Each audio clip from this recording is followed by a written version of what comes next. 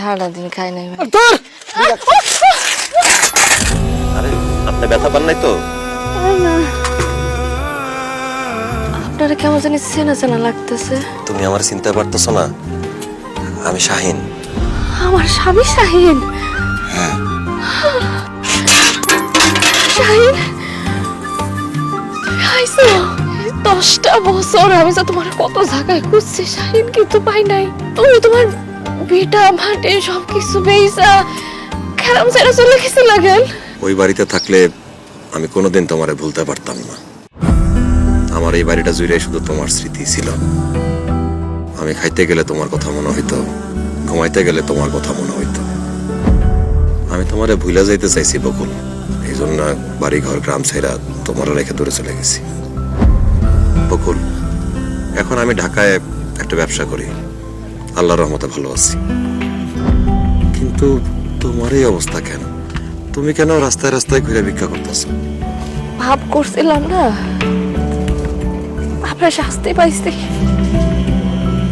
তুমি আমার কত ভালোবাসা বিয়া করছিলা, বিয়ার পরও তুমি আমার কত ভালোবাসছো। কিন্তু আমি ভাই ভাবির কথায় পড়া তোমার কাছে কাবিনের টাকা চাইছি। ওই টাকা আদায় করানোর লেগে আমি তোমার লোকে কত খারাপ ব্যবহার করছি, কষ্ট দিছি তোমারে। আরে খাপুরুষ মরে যাইছে সব খুঁজছি। আমি যে পাপ করছিলাম ওই পাপের শাস্তিও আমি পাইতাছি শাহিন। তুমি যেদিন আমারে বাড়িতে বাইর করে দিলা, ওই দিন রাস্তা দিয়ে যাওয়ার সময় কতগুলা বখাটে পোলা পাইন আমার মাইরা আমার কাছ থেকে টাকাটি লয়ে গেছিল গা। আমি যখন ভাই বাবির কাছে গেলাম, তারা দেখলো আমার কাছে কোনো টাকা নাই, তারাও আমার মাইরা বাড়িতে বাইরে করে দিয়েছিল। আমি তো বুঝছি আমার তো তুমি ছাড়া আর কোনো কুল কিনারা নাই। আমি তোমার কাছে ফিরে যেতে চাই। তখন আমি তোমার কাছে ফিরে গেছিলাম শাহিন, কিন্তু সাথে তুমি নাই। তুমি তুমি সবকিছু বেচা গ্রাম ছেড়ে চলে গেছিলা।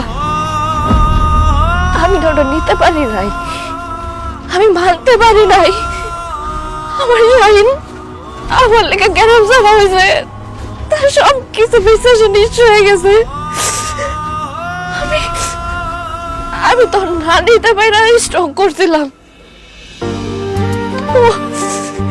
এরপর থেকে আমার শরীর খারাপই হয়েছে।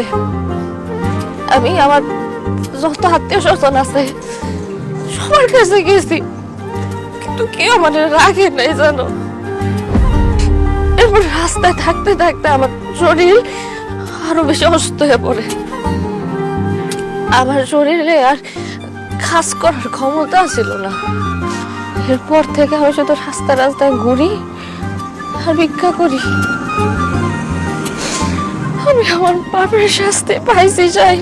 এই কথাটা আমি তোমার তখন বারবার বোঝানোর চেষ্টা করছিলাম যে কাবিনের টাকা নিয়ে একটা নারী সুখে থাকতে পারে না। একটা নারী সুখে থাকতে হইলে তার স্বামীর তার পাশে থাকতে হয়। স্বামীর আদর যত্ন ভালোবাসা পাইলেই একটা নারী সুখে থাকে। টাকা দিয়া সুখ কিনা যায় না বকুল, টাকা দিয়ে অশান্তি বাড়ে, যার প্রমাণ তুমি পাইছো। দেখো, কাবিন হইল গিয়ে নারীর অধিকার, কিন্তু স্বামীর ভালোবাসা হইল গিয়া সংসারের শান্তি। তোমার আমি বুঝাইতে বুঝাইতে কাহিল হয়ে গেছিলাম, কিন্তু তুমি আমারে বুঝো নাই, আমারে ভুল বুঝছো। তুমি ঠিকই কইছো, আমি তখন না বোকা ছিলাম। আমি ভাই বাবির কথার পাল্লায় পইরা তো বড় একটা পাপ করে ফেলছি। কিন্তু এখন আমি বুঝি আমি তোমার লগে কি করছি। আমার উচিত হয় নাই। আমার কাবিনের টাকা আমারে সুখ দিতে পারে নাই। আমার কাবিনের টাকা আরো আমারে ধ্বংস করছে, আমার সুখের সংসারটা ধ্বংস করছে। অথচ আমি যদি কাবিনের টাকা না নিয়া তোমার সাথে সংসার করতাম, তাহলে আমি কত সুখে থাকতাম। আমার আজকে এই অবস্থা হইতো না। আমার শাশুড়ি কেমন আছে? হ্যাঁ, আশা আশা কেমন আছে? ভালো আছে? ওর কি বিয়ে হয়েছে? হ্যাঁ, আশার খুব ভালো একটা ছেলের সাথে বিয়ে হয়েছে। ওর জামাই ইঞ্জিনিয়ার, ওর জামাইয়ের সাথে ঢাকায় থাকে। আম্মা 2 বছর আগে মরে গেছে। অনেক বড় একটা অসুখ হয়েছিল, কত চিকিৎসা করাইছি, কত ডাক্তার দেখাইছি, কিন্তু আম্মারে বাঁচাইতে পারলাম না। আমার পুরা কপাল দেখছো? যার লোক আমি এত বড় অন্যায় করছি, আমি তার শেষবারের মতো একবার তার কাছে মাফও চাইতে পারলাম না। তুমি কি বিয়া করছো শাহিন? বকুল, তোমারে ভালোবাসা যেই মনে জায়গা দিছি, ওই মনে অন্য কারো জায়গা দিতে পারি নাই। আমার মা অনেক চেষ্টা করছিল ওইটা জানার আগে আমারে বিয়ে করানোর, কিন্তু আমার বিয়ে করার লাগে মনটা সাই দিল না। এখন একাই আছি বকুল। আমি তোমার একটা কথা বলবো বকুল, আমি তোমারে এখনো সেই আগের মতোই ভালোবাসি। বলে তুমি এখনো এত ভালোবাসো? আমি তোমার জীবনটা নষ্ট করে ফেলছি। আমি আমি তোমার কেরাম সারা করছি, তোমার বাপ দাদার ভিটা তুমি আমার জন্য বিক্রি করছো। এত কিছুর পরও তুমি আমারে ভালোবাসো যাইন? তোমার ভুলে গেছে যাইন।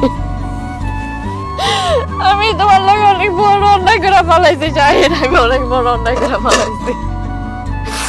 তুমি আমারে মাফ না করলে আমি মইরাও শান্তি পাবো না। যাইন, আমারে মাফ করে